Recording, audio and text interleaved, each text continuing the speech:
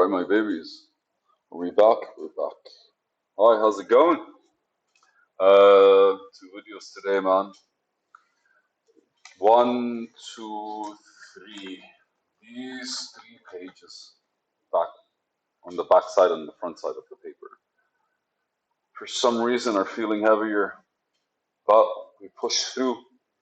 I think that's maybe I could actually use this and me kind of like writing notes on these books as a way to explain how now that I have the other book and I really took a break, right? But I took a break and I kept piling up instead of actually like letting them out. So I think a part of me is comfortable with this book. That's why I don't really like I'm not really trying to finish it the way I used to do these videos.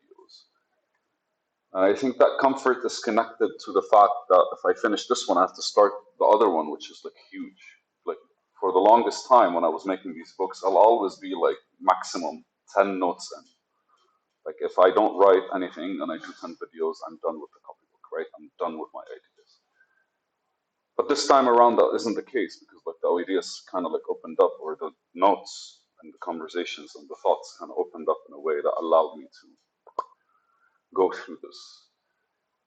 So it's kind of like weird familiarizing myself with this being more of a daily like effort instead of something that I was doing naturally. So I just wanted to like mention that so that for the future, if you're planning some stuff, maybe consider limiting how many things, right? Like pick a number you're comfortable with and kind of like shy up under it, because the closer you're, let's say 10, right? And so if I find myself I'm planning 8 tasks ahead, or like, so I probably that would be like a basically trigger for me, or kind of like a hint for me to be like, hey, Tariq, you're approaching 10 items, you're at number 8. Start doing some of the items because the number 10 is not really a good number. Well, because I'm comfortable with 10, right? It won't be a good ride if we exceed the number 10, basically. So if I have, right now, I have maybe 100 of these. And it's perfectly fine, right? I'm still doing them and I'm doing them within my movements. But it feels now, if I want to do these, it feels like I'll be rushing into them. And that's kind of something maybe I don't want, or maybe that's a part of like how I'm feeling the resistance, right? So today's video is play with society versus playing the game of society. And so clearly, my entire project and concept of what I want to do and what I'm putting my mind to and what I'm putting my effort with and all that good stuff is with an end goal of gamifying society a certain kind of way. I have a strong belief that every single time any of us kind of like, as individuals, we experience stuff, but some things not linger with us, they change us, right? And whoever watches my videos kind of like follows through the train of thought where we actually like, we get to choose our actual, the things we sacrifice. And the idea behind it is if you're consistently changing, then your ego is consistently shedding stuff and getting stuff. And your ego is built based on your behavior, attitude, intention, and a whole lot of like interactions that we have on a daily basis. But it's a lot easier for us to kind of like build our lifestyle, because you need your ego to live your lifestyle. It's a lot easier for us to build our lifestyle based on inputs from the environment instead of inputs from ourselves. And the environment, life, the environment, the world, nature, everything around us, like society, it's distracting. Some of it beautiful, some of it stressful. It's always kind of like impacting us a certain kind of way. So it's definitely easier for us to kind of like not actually just randomly focus on different things, right? But for me, I think that when people call ADHD is basically we tend to notice a lot more stuff. So we're distracted by a lot more stuff. Or at the very least, we kind of like could get distracted by a lot more stuff. I do believe it's a superpower. But also, like, it's a superpower if we learn what people that don't have ADHD do, how they do their things. And that's basically the journey of us exploring. And again, like, I'm assuming everyone has their journey on how they explore the world. But everything is interacting with us, and we kind of like have to like sacrifice something now. Like, for example, I would be sacrificing sitting with friends in order for me to kind of like consider the thoughts or like what kind of things I would want to basically write down in a notebook in my book. Or at the very least, when it comes to the actual work for the platform, like most of these notes are inspired by either conversations I have with like my head or conversations I have with people. So if we're sacrificing, we can actually consider that a value, right? It's like, hey man, I want to be able to get a promotion, so I'm going to pay, for example, using my time, I'm going to pay using my energy, I'm going to pay depending on what you do, right? Like if you're a construction worker, then you're basically going to spend more energy, for example, like building bricks or to make them faster. So people will be like, oh, he seems to be interested in doing this, or whatever reason people would promote. But you kind of have to like do something that you weren't doing before. Because if you, whatever you were doing worked, then chances are you would have already had the promotion, right?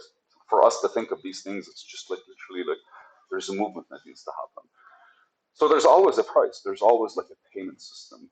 And don't take payments in that way. Really think about currency and payments as an exchange of value, because we're always interacting with each other. There's always value, whether it is entertainment. Like whoever watches my videos is, I really, when I first started, I'm like, consider this as entertainment. At the very least, like that's enough value for somebody to would want to watch something like this. And but that's an exchange, right? There's my contribution, and basically there's your contribution, and we're finding our balance, and we're finding our strength, our reach, we're building the image, and we're doing all this stuff naturally because we're interacting. And so ultimately, there's a sacrifice, and if we think about it as a sacrifice, it's technically like if you have something and you want to give it away. Uh, when we normally like think of sacrifice, we're always thinking of like we're sacrificing this for that, right? So there's always a for. And so that's your exchange right there. Like, I'll give you this, give me that. Correct? So when it comes to society, we're doing the same thing. But the beauty of society is it basically, every profession, even a cleaner, at one point probably did not really exist at this scale. Because human beings kind of started building on top of the masses that would huddle.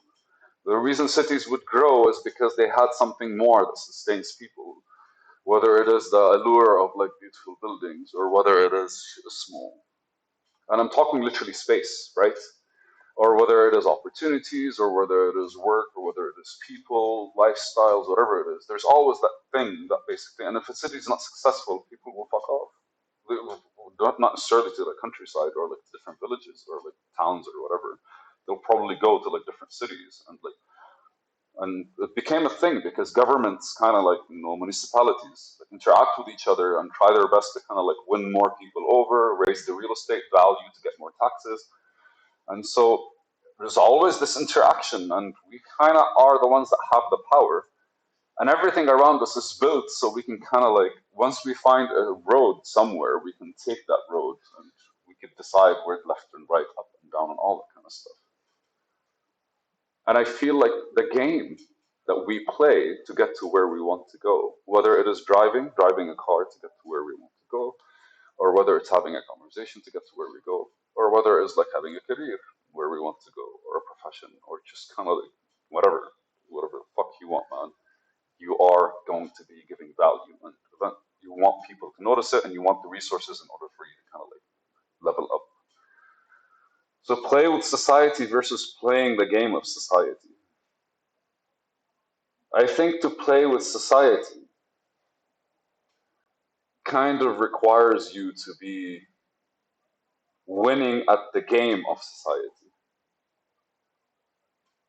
Because to be able to interact at a larger scale, it's funny. Oh, okay, so shit, man. I love it when this kind of like changes, right? Your head is kind of like changing. But playing with society, you're playing with the whole monolithic uh, beast slash organism that's society. But playing the game of society is basically finding your way through this beast in order to be able to see the whole thing at the top and maybe guide different parts of the like organism, right? Because you want to be successful in your field. Eventually, you're going to be on the top, so you're going to be guiding your field's parts of society. And I think it's interesting the way I put them together, right? And for some fucking reason, this is how the explanation came out. And so to play with society is probably the ultimate goal, right? Because what we want to do is change things. And in order to change things, we kind of like have to rise to the occasion, be strong enough to handle moving something or kind of like inspiring something and all that good stuff. So playing the game of society is for us. Playing with society is for everyone else, for everything else. But for us, we have to play the game in order to be able to like play with society. You have to be that good in order to be able to like interact with the whole and change and impact and do this kind of stuff. Fuck yeah, man, I like it. All right, the video. Bye.